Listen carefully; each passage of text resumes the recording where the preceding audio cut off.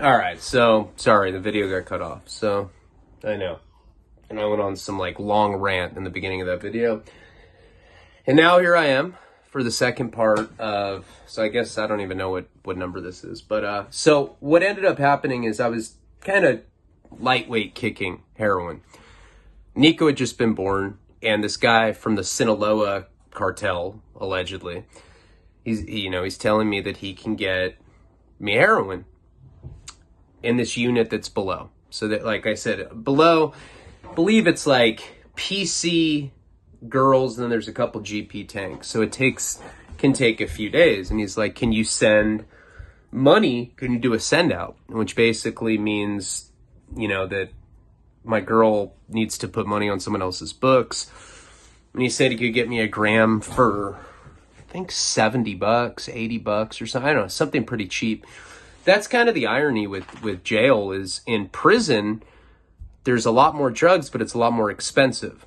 There's contact visits, so there's easier ways to get it into prison.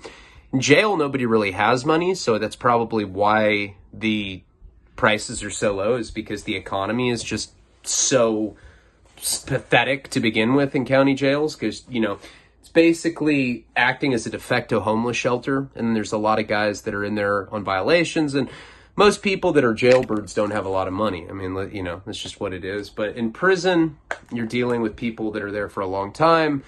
A lot of times, people's wives or girlfriends will have a second job specifically just to send them money. So people do have money in prison compared to jail. So anyway, so I put the order in, and we had that the Southsider rapist. I don't know if I had finished saying what had happened to him, but basically a couple Pisces had spit on him, and we just told him that he had to go, and that was it. And he's like, oh, and he like went to the door and he just left. And we never even got questioned for that. So I'm kind of just like laying in bed, miserable.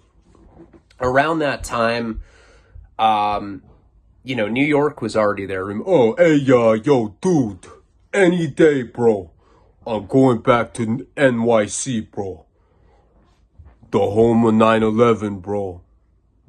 The fuck? That's what New York's known for at 9/11? He's like, dude, you didn't hear about 9/11, bro? Fucking terrorists, bro. Very bad people, bro. Bro. He'd always say it like that, too. Like, bro. Fuck, it drove me nuts. Drove everybody nuts. And then he'd just go change the channel on people. I mean, he almost got beat up the first day. As I was talking about. So I'm basically waiting for this heroin to get there. And around this time, I start getting a lot of letters from people. Nick Stahl was writing me weekly at that point. Karina was sending me photos. I had still not seen a photo of Nico. My dad went and visited Nico in the hospital, Karina and Nico in the hospital. And, obviously I was like, Dad, when you get there, take a picture. I hadn't even seen what my kid looked like, which is kind of a weird thing if you think about it. I mean, I knew that I had a son in the world, but I didn't even know what he looked like. And I could hear him crying, in the background. And people say, and I'll get into the first time that I met Nico. It was in the Victorville visitation room. I'm going to get extradited to the feds pretty soon. And I'll go into what it was like meeting him for the first time. But just hearing him, people will say that the first time that you hold your child, there's an electric feel to it.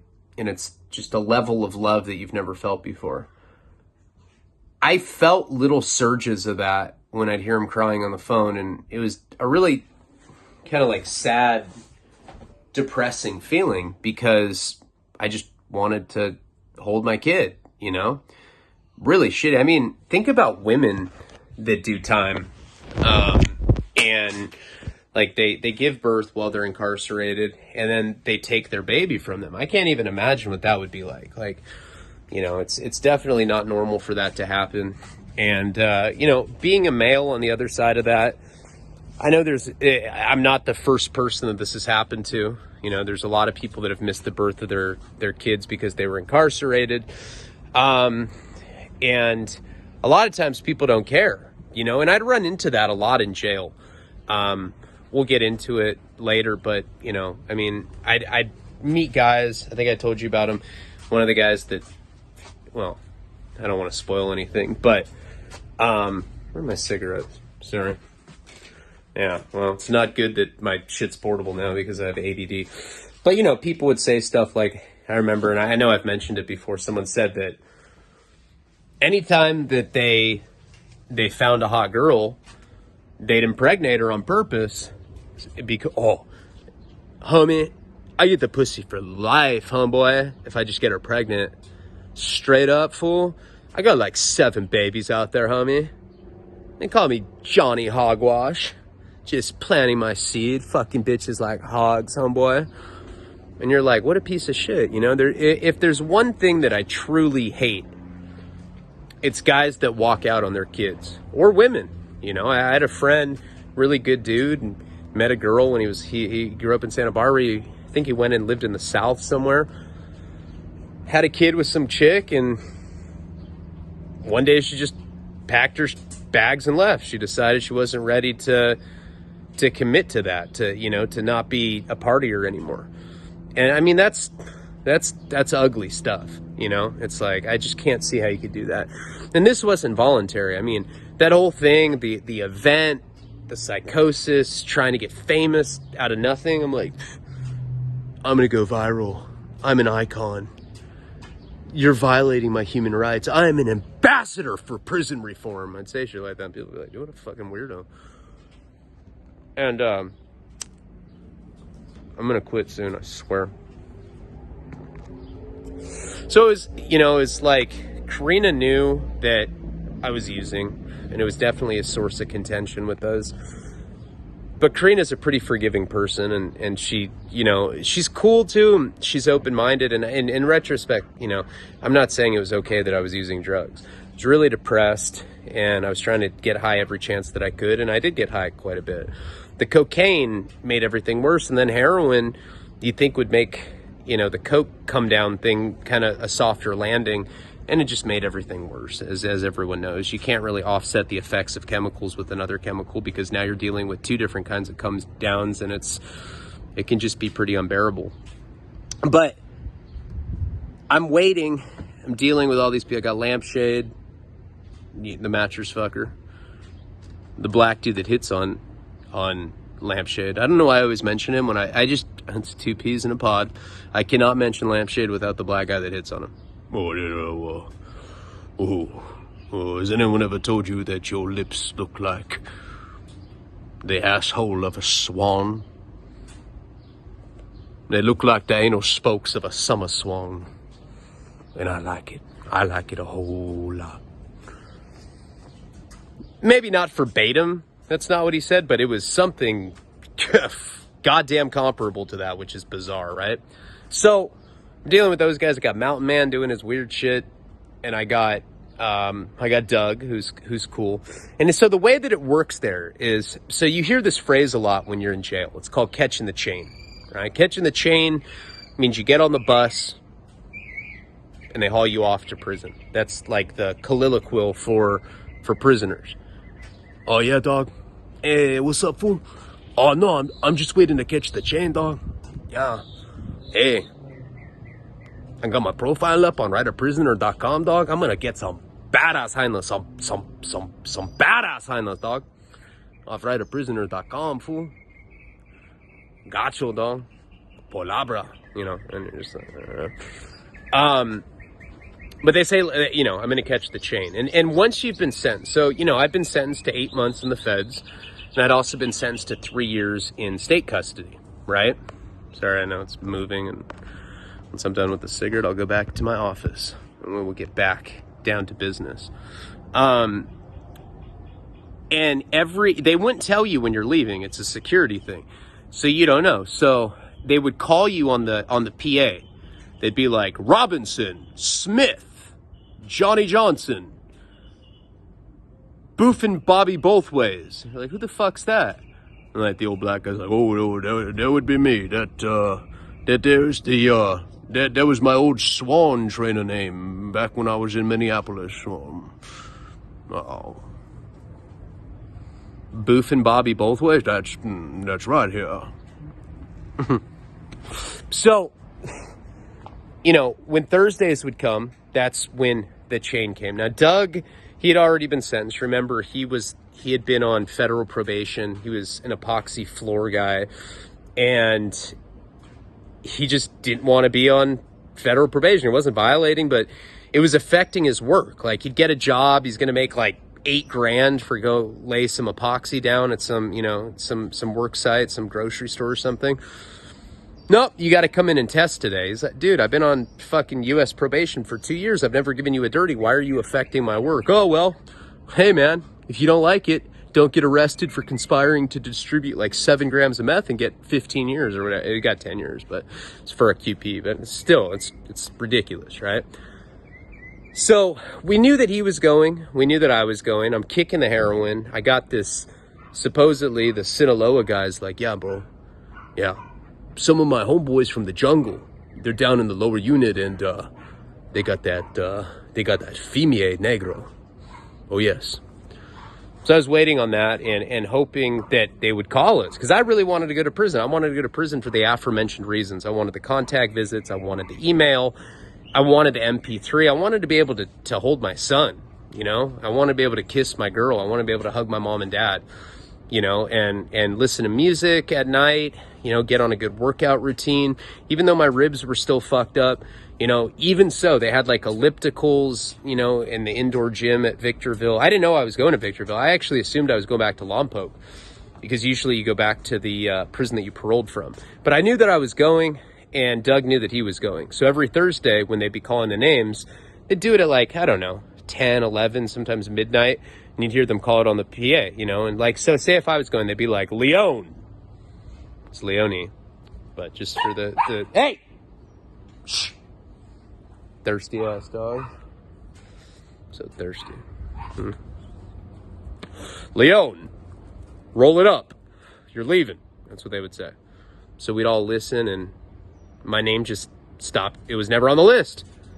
What the fuck, man? And like a week goes by, and then another week, right? This is before I was sick, but so I'm in the middle of being sick, and you know, Doug's like, he's hoping that they're going to take him back to the Lompoc camp, because he's the guy that had told me all the stories about the Lompoc camp.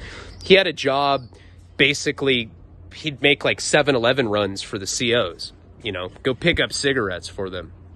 And so, I mean, that's like not even doing time, you know, it's not like Victimville, or Beaumont, Bloody Beaumont, or Big Sandy, or any of these like really rocking and rolling USPs or FCIs that have bad reputations like Victorville had.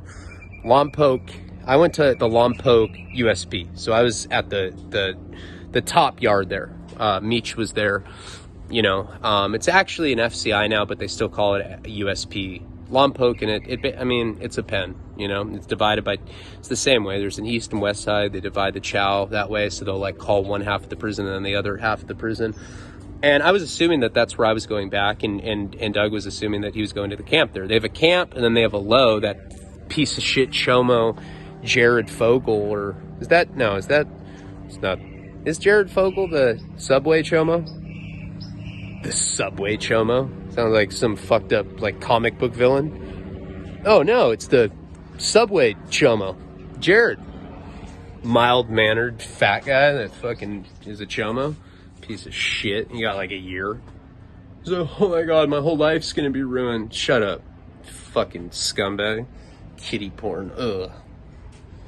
What's wrong with people? And these guys get no time, too. That's what really pisses me off. Okay, so anyway. We're waiting. Weeks go by, nothing. I'm waiting on my heroin, and one night they call Doug. I'm like, and I wasn't even happy. I'm just going to keep it real. I was like, fuck you, Doug. You piece of shit. He's like, hey, man, I got to go. I got to go to Lompoc, eat good food, get some strippers when we're working off site. I got to go. I'm like, you fucking piece of shit. He's like, So he rolled it up and he left. He didn't roll it up, like, didn't check in or anything, but he left. That was like the most solid fucking wood that was there with me. That guy's the shit. He came and visited me here at this place not too long ago. He's a good ass dude. Love that guy. I know he watches my stuff religiously. I love you, bro. I do. You know, you're one of those people that I'm blessed that I came into contact. He's just a really stand-up, solid guy, and he's off paper now. You know, they killed his paper with that. I'm off paper. Let's do drugs. No, I'm just kidding. No drugs for us. So okay, so now I'm pretty much alone. And even though I was the repa, he was basically repping it with me. You know, it's like me and him were calling the shots, and you know, it's nothing too cool or anything. I mean, it wasn't like anything to be proud of. I know there's a lot of people that like that. Oh yeah, dude, Quentin and 92 dog. I had that yard. I had the support yard, the 1 yard, but fool, I had that fucking yard, homeboy. Yeah. No. Hey man, I gotta go. Sober living curfew. All right, dog. Stay up, fool. Like that's okay. Anyway, so he leaves. The next night, now I'm waiting for this heroin to get here. The very next night, it's not a usual move night. They go Leone on the PA. I said it right too. Leone. Ryan Leone. Roll it up. You're going home. I'm like, did they just say I'm going homo? They're like, no, they said you're going home, dog. I was like, what? Now, in my mind, I start, and I'm still sick. You know, I mean, not really sick. I just got the headache thing going on. But in my mind, I'm thinking that, and this has happened a ton of times. I knew a guy who had murdered someone, right? Someone I grew up with. He murdered somebody. He's a good dude. He actually murdered someone that molested his niece. You know, he found out that this dude had molested his niece. It's like a teacher or something. And he killed him, strangled him. It was like a big deal. It was someone I grew up with, right? And rightfully so. Fuck. They just don't do enough for smoking my own refries. You see that? They don't punish those guys enough. So he ends up killing this dude that molested his niece. He gets a life sentence. Premeditated first-degree murder. Right? They proved it. He had like blueprints with like stick figures of like, you know, decapitated heads. It said like Chomo. It's like, all right, at 7 p.m., I'm going to go to his house, and then I'm going to go put a drill in his face. Then I'm going to strangle him, or whatever it was. So he gets premeditated murder, and the way, when you get a life sentence in jail, interesting fact for those of you that haven't done time, they generally put you on suicide watch, just automatically. Even if you're not saying you want to kill yourself, even if you're giving them no reason to think that. They do that because a lot of people do commit suicide when they get a life sentence, because everybody clings onto that notion of hope. Because when you get a life sentence, it's usually you go into trial and losing. So people always think that they might be able to get out of it, and people do on technicalities, and sometimes they snitch on people. Whatever the case, people do get out of life sentences. So they're supposed to put you on suicide watch for 3 days, just so you can kind of like get centered, balance your thoughts a little bit, and so you don't kill yourself. So this guy that I knew who had killed the chomo that had molested his niece, they go to put him on suicide watch. Now, for some reason, I have no idea why, they take him to suicide watch, and when he gets off of suicide watch, they release him. They let him out of jail. It's a complete accident, right? They just fucked up on the paperwork, you know? I don't know. I mean, it does happen. So they release this guy, and he calls his mom. He's like, Mom, they let me out by accident. It's a miracle. It's an act of God, Mom. I'm coming home. She's like, oh my God, I can't believe they're letting you out. That's so amazing. He gets home, there's like 10 cops there. She called the cops, and they're like, you accidentally you accidentally released my son. And he's like, why would you do this to me, Mom? Shut up. Your son's no prize. No, that's blow. No, but, you know, he's like, why would you do this, Mom? And she's like, I didn't want you to get in any more trouble. It's like, more trouble? I got a fucking life sentence. What are you doing? That's a true story. And he's still in prison. I actually just sent that guy $40 like a week ago, probably a little over a week ago. Money on his books. When I have friends that are still doing time, I put money on their books. I don't know. I feel like when you do stuff like that too, it kind of reminds you, you know, you don't want to be there, and it's the karmic debt thing. But anyway, so they're telling me that I'm getting released. So I'm in shock. I call Karina. I'm like, babe, they just told me to roll it up, right? At that particular place, okay, so in most jails, and this was late at night. This was probably, I don't know, it was past the time where the day room's open. But for some reason at San Bernardino County Jail, they have like some master control room where they're supposed to turn the phones off, and they didn't. So I was actually able to call her past the time that I was allowed to use the phone and tell her that I was coming home. I was like, I'm coming home. She's like, oh my God, I just can't believe it. I'm like, yeah, me neither. It must be some sort of mistake. I'm not going to get too excited. But in my mind, I was like, all right, I'm going to get a pack of Newport 100s. I'm going to go get one of those rhino pills to make my dick like a centimeter bigger so that it looks like I actually have a dick. That'd be cool. And I'm going to go and I'm going to be able to be with my son. I'm going to fuck Karina all night long. Winning. I roll up all my linen. I give away like all my commissary to people. And they take me out of there. So they're like, Leone? I'm like, yep. They're like, let me see your ID or wristband or whatever it was. I don't even remember at that jail. So I show them. They're like, all right, you ready to go? I said, yeah. They bring me to dress out, and I'm spinning. Needless to say, I mean, I've been in jail like 5 or 6 months now, and I'm just tripping out. You know, I just cannot believe the good fortune. They bring me to dress out. They give me my street clothes. And then I'm going to do my fingerprints and everything to get released. And they're checking to see if I have warrants. They're like, wait a second. You're not Philip Larry. I was like, what? And they're like, yeah, no. Sorry. I'm really sorry about that. We got you mixed up. It was supposed to be this guy, Philip Larry, or whatever.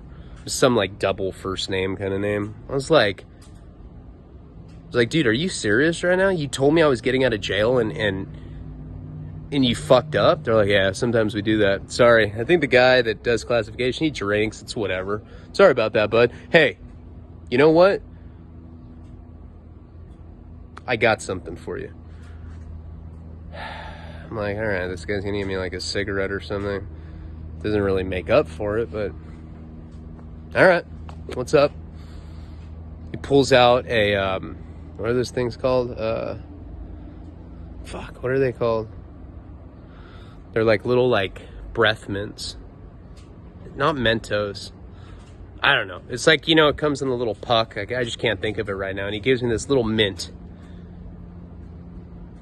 I was like, are you fucking kidding me, dude? A mint? A mint, dude? He's like, hey, man, let's not get excited here. I'm like, let's not get excited. You fucking told me I'm getting out of jail. I just had a baby, dude. What the fuck? We all make errors, brother. I was like, oh, dude, you... All right. I waddle back to my unit. My ribs are all fucked up. I have a headache. I'm kicking it. And, you know, amazingly enough, right when they tell me that I'm being released, I'm not dope sick anymore, because your mind has that kind of power where, like, now I had something else to be excited about that wasn't, like, thinking about, oh, my life sucks. I don't have heroin. And suddenly I didn't feel sick anymore. But, yeah, right when I found out I wasn't actually getting out, you know. And then to make matters even worse, I get back to the unit and everyone's like, Leone, did you violate already? I'm like, shut the fuck up, dude. Shut up. No mood. And I went to go call Karina and they'd figured out that they accidentally left the phones on. And now I wasn't even able to call her and tell her that I wasn't going to come home. So she's like probably sitting at home like all excited. She's probably shaving her, I'll just say it, we're all grown up. She's probably shaving her pussy, waiting for me to come home. And I don't come home. I'm a bitch. Another night with the vibrator. Sorry, honey. So, yeah, that happened. Sucked. I sold the mint for like $1 though. I did. Yeah. Got like, I think, bag Cooler Ranch Doritos or something for it. So, I mean, I had that going for me, you know, which is nice. But yeah, it was shitty, man. I mean, that sucks. They get your hopes up. You think you're going to go home and then that kind of shit. So the next day, so see, I remember this because Doug's gone and now I just feel like I'm stuck there forever. Oh, and remember, Takato's there. Did we talk about Takato? He's the gambling junkie. He's like some guy that totally didn't. I don't know if I ever explained Takato. I'm pretty sure that I did. But this guy came in named Takato, and I'll just give you a little backstory on him really quick, and then I'll tell you what happened with all this. This guy named Takato comes in. He's probably like in his 60s. I'm almost positive that I explained who this guy was. 60s. He's probably like in his early 50s, not 60s. And he's very clean cut. He looks like somebody that would work at like a used Mercedes-Benz, like, you know, car lot or something. He's like one of those clean cut guys, but you can tell that he's like not bawling, but like he pretends like he is, you know. He drives like the classic, like, you know, 2014 Impala, you know, and wears like collared shirts and listens to Coldplay, shit like that, right? It's one of those kind of guys. He comes in, and I mean, my first thought is he's a choma. He looks like a choma. He looks like way too like out of his element to be anything but a choma. So I go up to him and I go, "Hey man, are you a choma?" He's like, "Ha ha ha ha ha." No. So he tells me his whole story, right? So this guy, I'm almost positive I told you about it, but whatever. Fuck it. We're here. We're 26, almost 27 minutes into the fucking video. Whatever, right? I'm just going to explain who this guy is. So what had happened with him is he's one of those guys, addicted to gambling, always going to the casino, and he gets into doing meth at the casino, which is actually a very common thing. You run into some very unsavory people at the casino. You just do, you know, the people with like the snakeskin boots with like the matching snakeskin wallet, those kind of, yeah, those guys, you know, they have like the KFC looking buckets and they just mindlessly pull slot machine levers, usually twacked out on meth. You know, they smell like shit. Like they smell like they've been beating off for hours. It's just, you know, what's up with those kind of guys. You know, they're like sitting there at the casino, like scratching scratchers. Yeah. So when you're around people like that, you get turned on to drugs. So anyway, he gets turned on to drugs and he found his two passions outside of gambling. And he told me, he's like, "Hey man, I mean, I had never been into nothing, right? I've never been into nothing except for poker, blackjack, and Chinese bingo. But then someone gave me crystal methamphetamine. Do you know that there's a website called Backpages? You can order pussy off these websites. Any kind. Any kind. You can get rare Middle Eastern pussy. Shit that you didn't even know was on the market, man.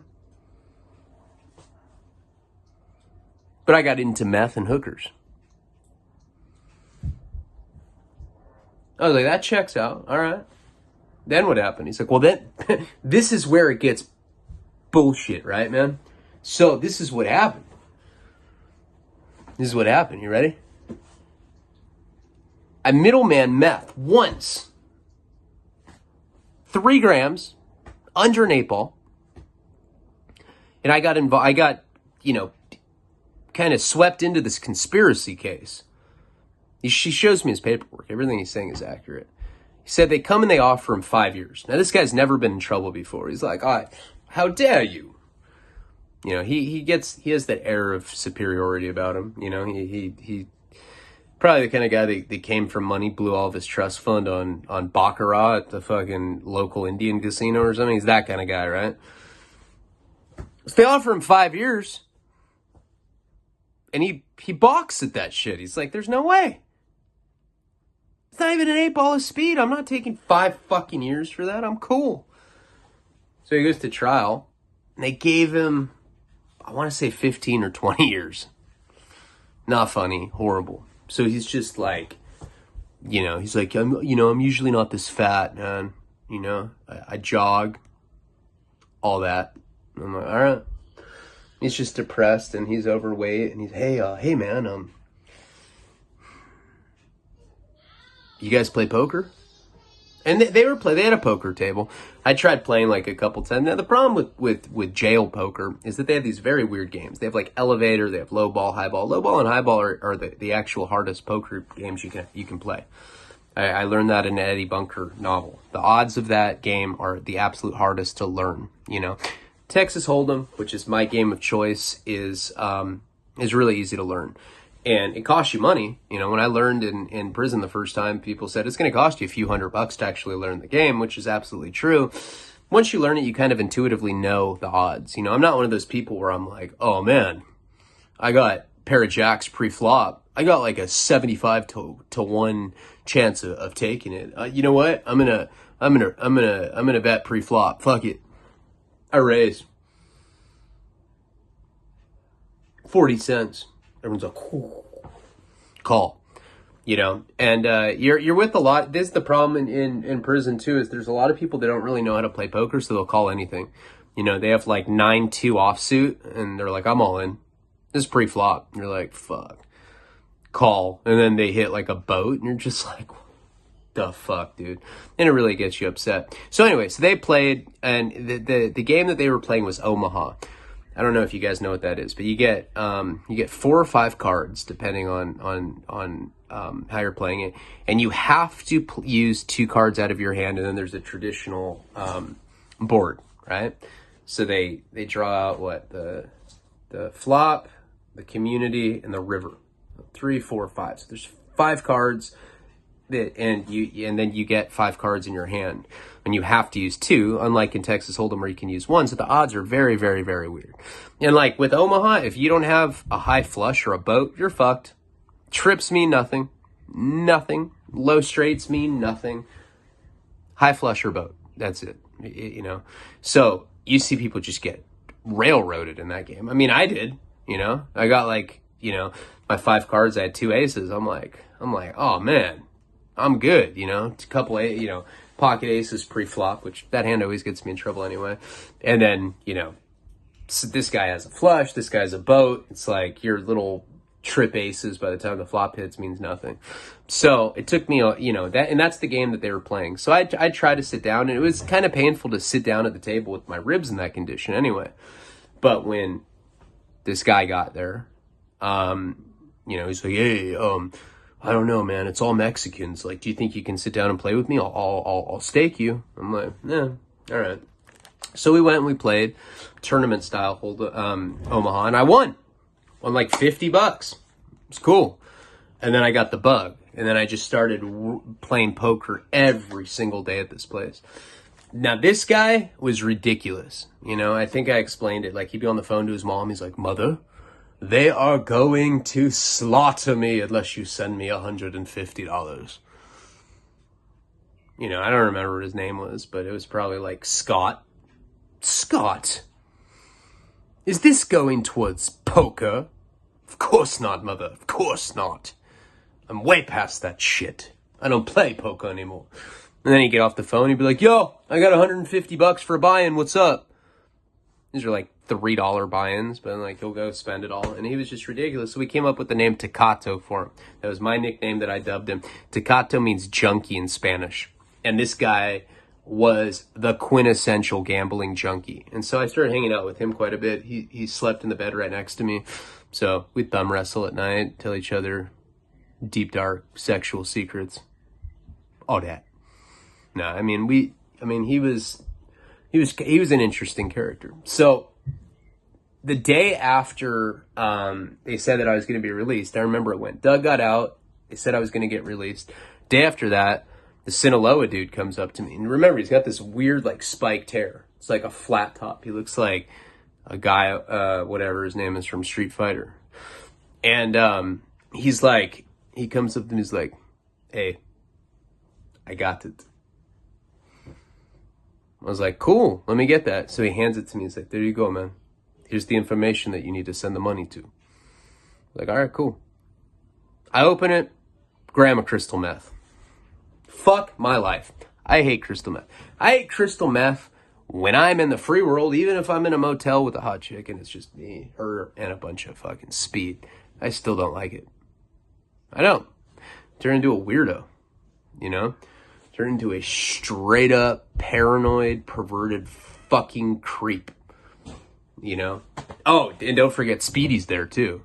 I just have the whole assortment of characters around me. That just reminded me of Speedy. So now I have the meth, and I'm like, fuck it. Now I don't know if I told you, but I'd clogged my syringe and we couldn't fix it. Did I mention that? I don't know. I've been so busy lately. That's why I get kind of confused on the videos. But I'd broken my syringe, so the only thing that I could do was snort it. So I snorted a fat line of meth. You know, I tried to tell the guy I didn't want it, to return it. Who am I kidding? It doesn't matter. I'm a straight garbage. How do you say it? I'm a garbage pail junkie. I'll do any drug. It does not matter what it is. If it's huffing, if it's boofing fucking calcium pills, whatever it is. It's boofing non-narcotic workout supplements. Thinking about starting a supplement company called IB Boofin. IB Boofin creatine, IB Boofin BCAAs. Anyway, maybe someday. So I do the speed. Predictably, everything gets weird as fuck. First of all, I get incredibly horny. It's group showers. It's barrack style. You cannot get privacy. And it gets to the point where I'm so twacked out that I'm just like, I'm reading and shit, and I wait for everyone to go to sleep. I just make a tent. Nobody's on the top bunk, so I just make this like whole tent. It looks like, you know, like those beds that have the little like, you know, cover over them. And I'm just in it. That was called my beach shack, you know? And like, you know, like I'd pop my head out once in a while. I'd be shirtless and I'd like pop my head out. Like someone would be like, yo, Leone, new white dude. I'd pop my head out and be like, dude, how many fucking times do I have to tell you not to disturb me when I'm in my tent? I'm writing fucking new novel. The smell of masturbation's just wafting out and like green squiggly lines. They're like, dude, you smell like masturbation. I'm like, going back into novelist mode, man. Go back in there and I'm just getting it. Having really complex like plot lines where like I'm going bowling and like some bowling shoe shining ladies like licking my asshole while shining my bowling shoes, and I'm just like, yeah, I'm gonna roll a turkey for you. She's like, I want to lick your ass. I'm like, oh. And then, hey, Leone, new white guy. Come on, man. It's the fucking second time. Are you high, Leone? As if, man. As if. Go back in there and just keep eating on. So, thing about meth is you get dehydrated. You get sleep deprivation. I aged at least 6 years and like 4 days. I am twacked out. I completely forgot about being dope sick. I'm not going to chow. And I start getting really paranoid because now people are coming up to me and they're being like, hey, I heard you had some glass, man. Can I get a line? And I'm like, I'm selling lines for $400. And they're just like, wow, dude. Leone, you changed, man. You changed, man. You're just not the same, you know? You get a little speed and you just become this greedy speed guy.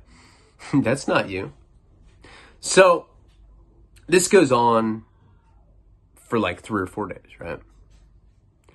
Finally, I'm to the point where I am so fucking hungry because I haven't been eating. I've probably lost like 10 pounds on top of aging.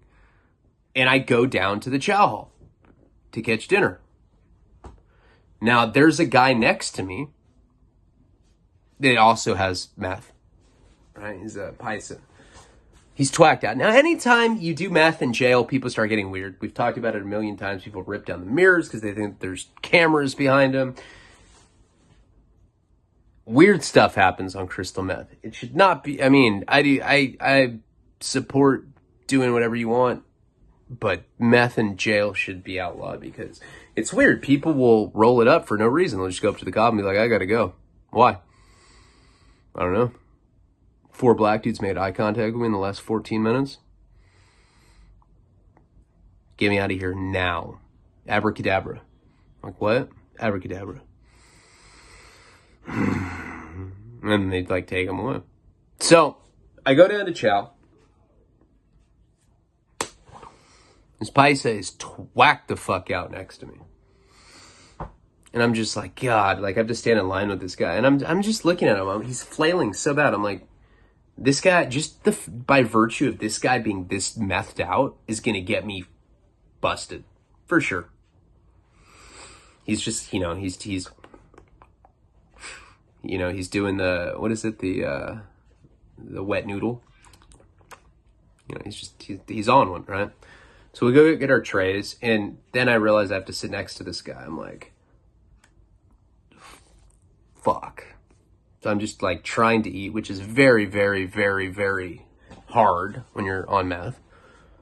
Sitting there, and the dude gets up in some like paranoid fit and throws a bunched up Kleenex onto the floor. And the Kleenex obviously has something in it, and he just throws them on the floor. Remember, all the cops are standing in front of there. I've already puked in front of those guys in the chow hall. They see him throw this. They're like, hey! And like a flashlight beam goes on him. They're like, everybody down! And I'm like, oh my God, are you serious? So I get down, and they go and they put their latex gloves on and like unpeel this, this Kleenex that has meth inside of it. And they end up finding the meth, obviously. They go and they cuff him, and I'm just like, God, what an idiot. And he was sitting right next to me, and they cuff me. Right? They cuff me. And I'm just like, what did I do? And they say right in front of everyone, he said that you're high too. I'm like, are you fucking serious? And we will get into what happens with that whole this whole mini saga that happens over this shit in the next video. Please like, comment, subscribe. Check out patreon.com/Ryan Leone. Love and appreciate all of you. I'm going to say palabra twice because I got cut off on the first video. Palabra. Check out the paulnarcanproject.com. We still have a few days to purchase tickets and win. You have $15,000 worth of prizes. All goes to my Paul Narcan Project charity. Thank you guys very much. Stay safe. Palabra.